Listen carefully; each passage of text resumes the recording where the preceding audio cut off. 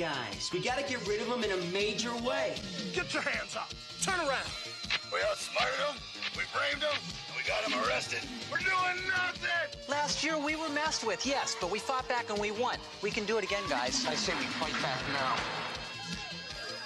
Can I get you a drink or something?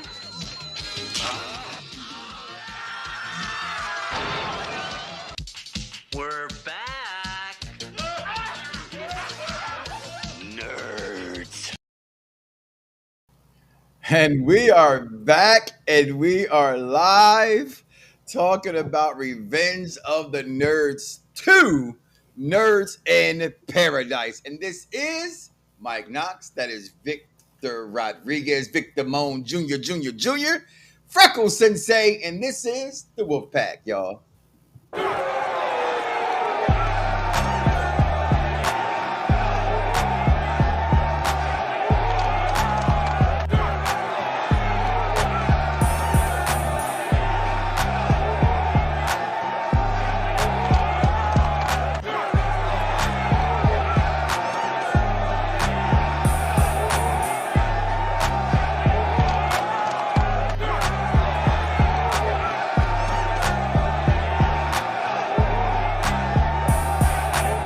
Welcome to Unpopular Reviews Entertainment, the Wolf Pack, and we are 3/4 as well as... Tonight's broadcast of The Masculine Feminist has been commandeered by the secret society No Ma'am, National Organization of Men Against Amazonian Masterhood. And we are talking Revenge of the Nerds 2, Nerds in Paradise. Vic, you picked this damn genre. So far, your quick synopsis of Revenge of the Nerds 2. This is my favorite Nerds movie, just FYI, as we go along. So, your take on this one? Well, this one was definitely a money grab, and a very well orchestrated money grab, because they definitely were capitalizing off the first movie with the characters, expanding on the characters, and giving them more trouble.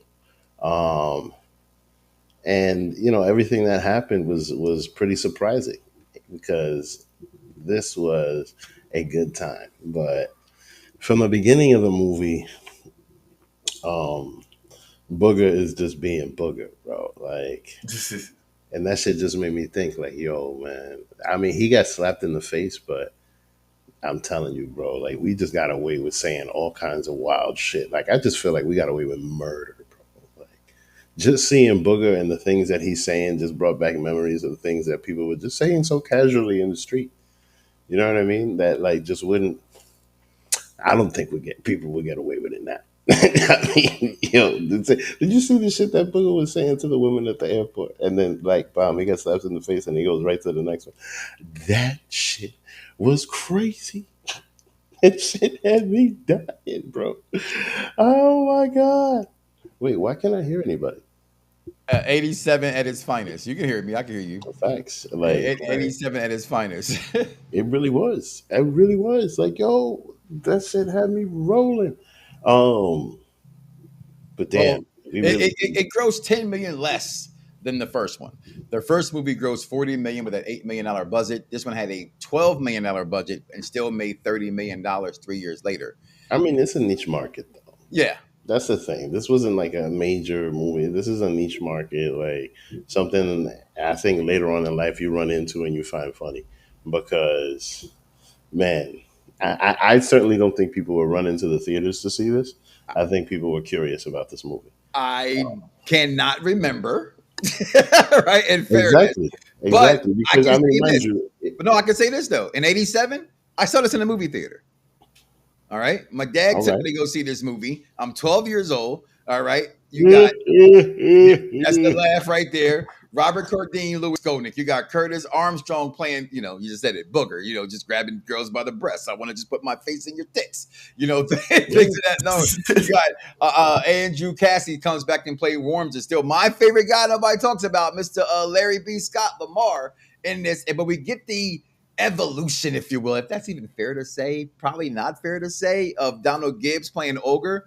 But to go to your point and then give the floor back to you, you do have Anthony Edwards, Lewis, Gilbert Lowe, I'm sorry, who felt that this was beneath him and this would halter him as an actor, is why Lewis plays such a small role in this film. You know what I mean? He didn't want to be typecast in this. He thought it was not needed. He didn't want to be. So that's why Anthony Edwards, that is, did not want to be a part of this movie. But going forward, that's crazy. I didn't know you knew the tea like that. Okay. Yeah, no. These are things as I am anyway, a journalist, look these things up when we have these shows. I can have this information because we have these blurs and nerds out here that will rip our show apart if we don't know what the fuck we're talking about. Okay, so I gotta make sure I look up all this nonsense. I'm that guy. I'm that guy. No, the world is different. The world, I would say this much: everybody's a geek. Yeah. A nerd, I don't think people understand the difference. A nerd is what Wormser really was. I don't know too many nerds, okay, that are intellectually smarter, IQ higher to that level. That's what a nerd is. The smartest guy in the room, right? Who knows chemistry, who knows algebra without thinking. Yeah, that's the square root of 2 over -1 over. I don't know that shit. I'm not even sure if I'm even saying it right. But this movie, though. Oh, it had fun. I'm sorry. She wore an itsy beanie yellow polka dot bikini that she wore for the first time today. So they go to paradise. I remember that song making the rounds. We're talking about in the 80s.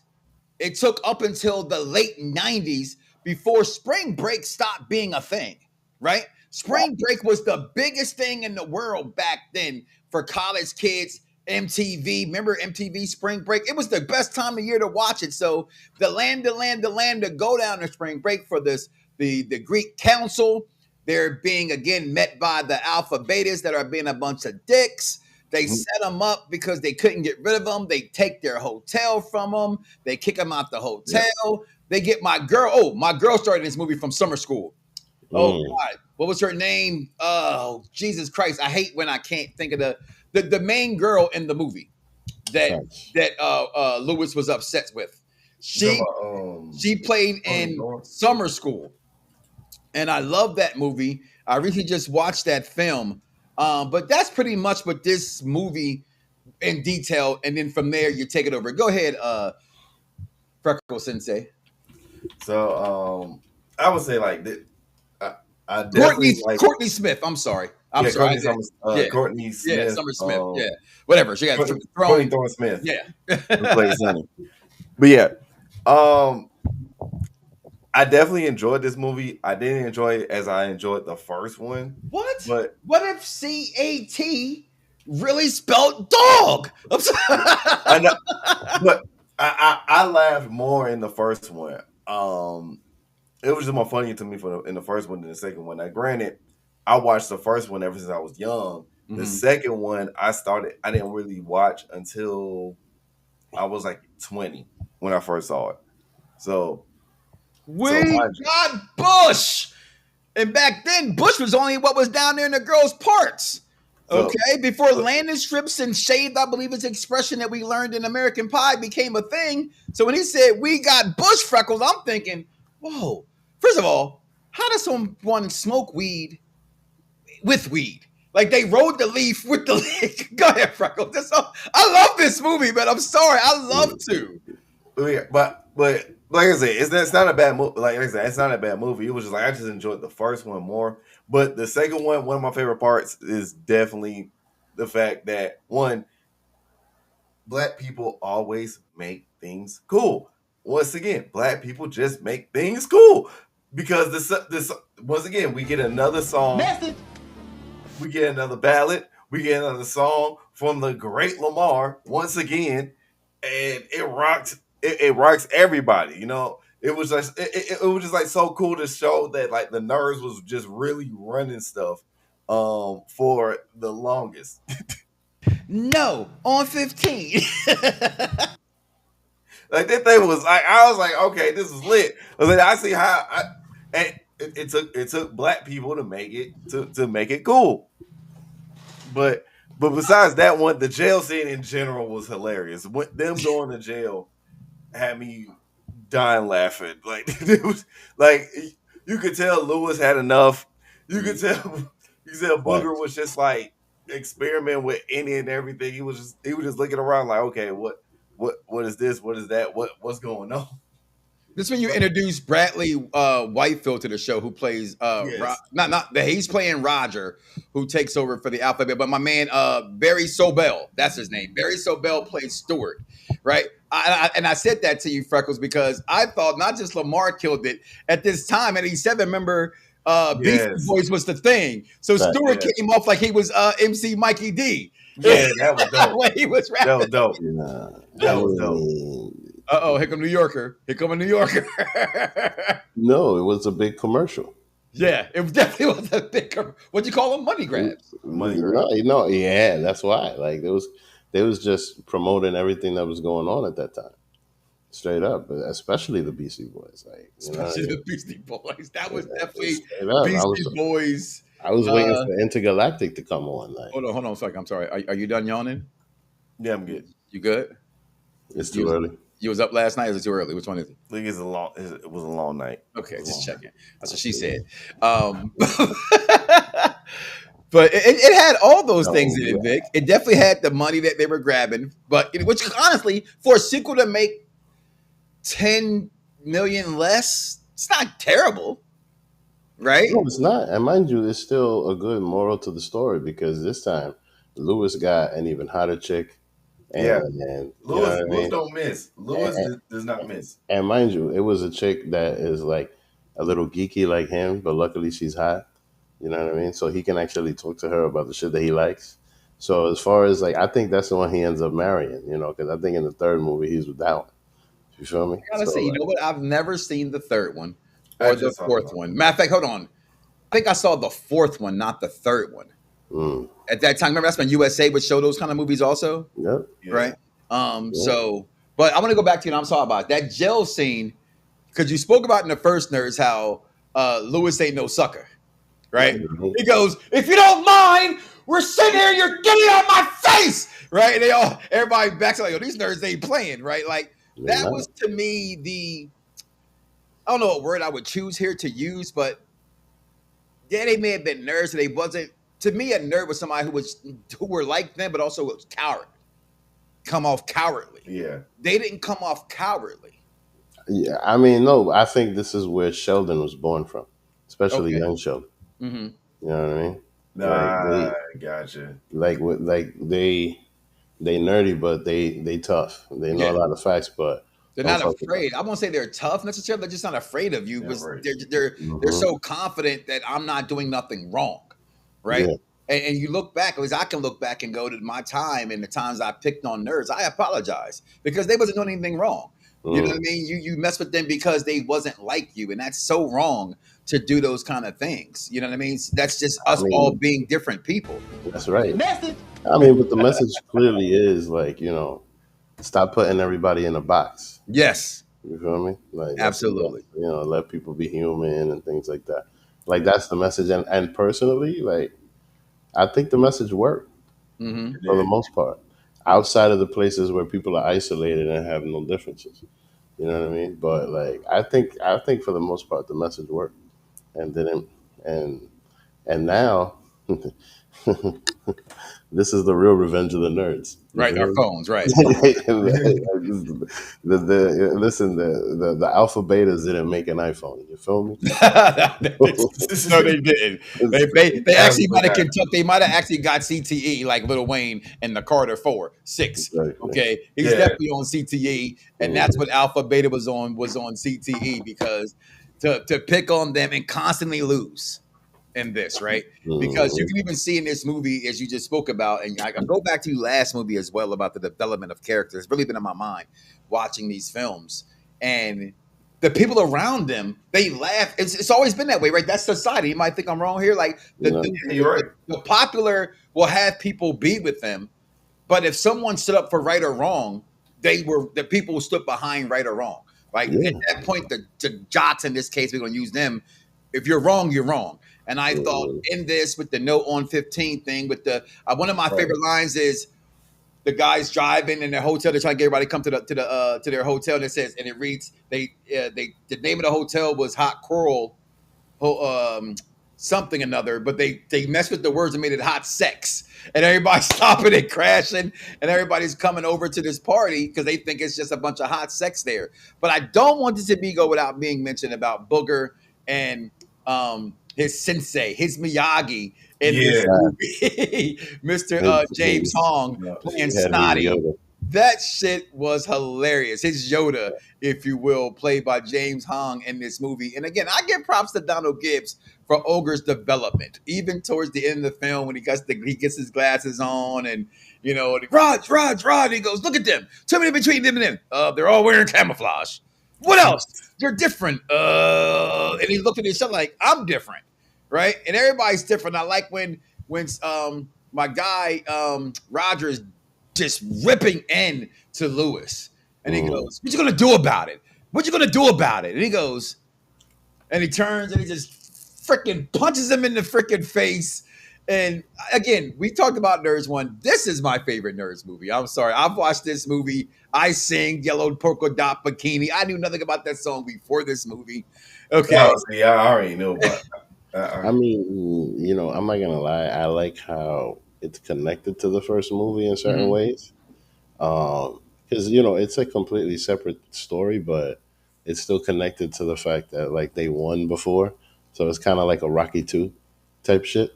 Don't you dare compare the Revenge of the Nerds to Rocky. That is blasphemous. What are you talking about? Rocky 2 and Rocky 1 are like the same movie. It's a part 2. It's a continuation. It's all one long ass movie. That's all it is. Rocky 1 and Rocky 2 is one long ass movie. Exactly. That's what this is. Because no, look, it's not yes, because, you know why? Because look, Ogre. No, Ogre this is more. All right. So hear me out. Hear me out. So in the anime world, we will call it a filler in a sense, because once you see 3, because once you see 3, you'll understand. Like once you see 3, you'll get it. Get why I say it's a filler. Okay, I get, because right now I can't see being a filler, but anime don't call it a filler. Everybody calls it a filler. That's not an anime term. That's not an anime term. Captain America shirt wearing guy. We the only ones that actually say it right. But what you mean we the only ones? We're about to have a mutiny on our hands on air right now. Say it right. I'm sticking up for the non-nerds, and I'm a geek. We the only ones that say it right. What you mean? How do you say filler incorrect? Or you mean you're the only people that use it correctly as the term is referred to? Yeah. Okay, so how was the term referred to? I'm just curious. Me and Vic. So other people may call certain things filler, but it's mostly anything that's outside the main focus, the main storyline. So with the first one, you had them. I've been calling it a filler for 20 years before there was even a thing called a blurred universe or geeks universe. It's always been called a filler. I'm sorry. Talking to somebody who's a production major, it's been called a filler episode since MASH was on television. Good Times had filler episodes. Okay. And Good Times had one of the worst description of a black woman. Who? Her? You talking about how? Her going to work? I mean, staying home being a mom? How's that a worst depiction of a black woman? No. That was most of the black women in the 70s. First of all, she had a whole white Jesus on her. Okay, you know what? And I'm going to tell you why you're wrong at. Because, and I'm being with you. I have one right here on my wall. Okay? That was my grandmother's. That was my grandmother's Borgias. We found out that's not Jesus. That's the Borgias. Okay? We found that out. That's what America taught Black America, is that their Jesus was white. And so every black household, just like a Spanish household, has a white Jesus in their house. Jesus. Okay, I guarantee you, when she was 40, she didn't have a white. They didn't sell black Jesuses in 1987. I guarantee it.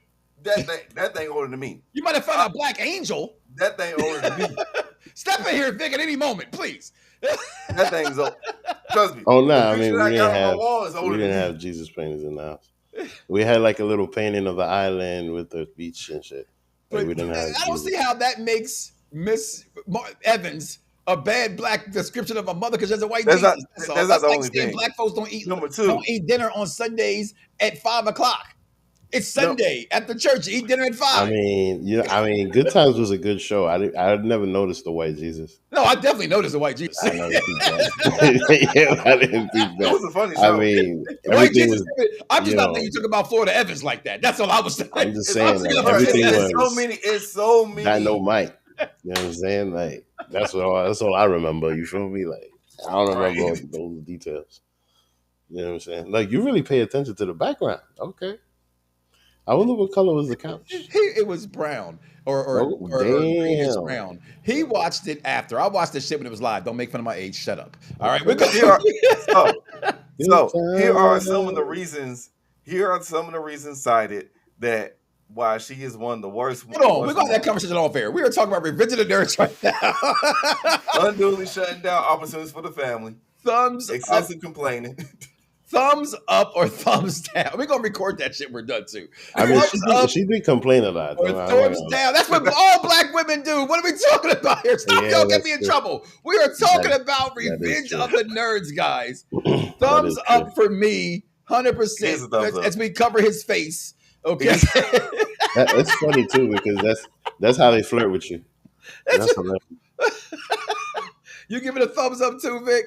Yeah, of course. It was a good time. Of course. He said, of course, he gives it a thumbs up. I don't think any of us give anything thumbs down to recently. That's really weird. I mean, we try not to pick bad movies. Like Superman. You know what I'm saying? What's Ain't nobody Superman? trying to be bored. Like, Superman 3. Superman 3 or 4, I did get Superman 3 a thumbs down. I didn't get Superman 4 a thumbs down. I still like Quest for Peace. As corny as it was, I like it. I had to off of principle. And Vic gave Superman 3 a thumbs up because of Richard Pryor alone. Okay. That's not fair. That's not fair. I still say that's not fair because it's Richard Pryor, bro. Come on. It's Richard Pryor. Like, exactly. You don't do that. That's not fair. That's you know what I'm saying? But the movie was bad. It's just we didn't have Jesus on the wall, but we had Richard Pryor. So this 1987 movie called Revenge of the Nerds 2, Nerds in Paradise. Before we go, we all gave it thumbs up here. Any worst or best parts, Vic, you want to say before we get out here after we give it a thumbs up? Is anything about the movie you didn't like? How about that? Well, you talking to me? Yes. The best part was just the climax of the movie where Ogre becoming a tri-lamb. Yeah. But still being an ogre. Because they gave him a cup to drink. Yeah, he drinks the whole. He takes the whole shit. First of all, it was supposed to be nasty, remember? Because the way that Snot and Booger put it together, it's supposed to be disgusting. I mean, Ogre just takes this whole picture, just drinks the whole thing. Go ahead. Because that white frats drink anything. Facts. Trust me. Yeah. Well, we're going to get out of here, y'all. Thanks for joining the Wolf Pack. We'll be back next time with Nerds 3, Revenge of the Nerds 3. That's what's up next. So, listen, from us to you, make sure you guys understand the message. Message! And we'll see y'all next time, y'all. Peace. We gotta get rid of these guys. We gotta get rid of them in a major way. Get your hands up. Turn around. We outsmarted them, we framed them, and we got them arrested. We're doing nothing. Last year we were messed with, yes, but we fought back and we won. We can do it again, guys. I say we fight back now. Can I get you a drink or something?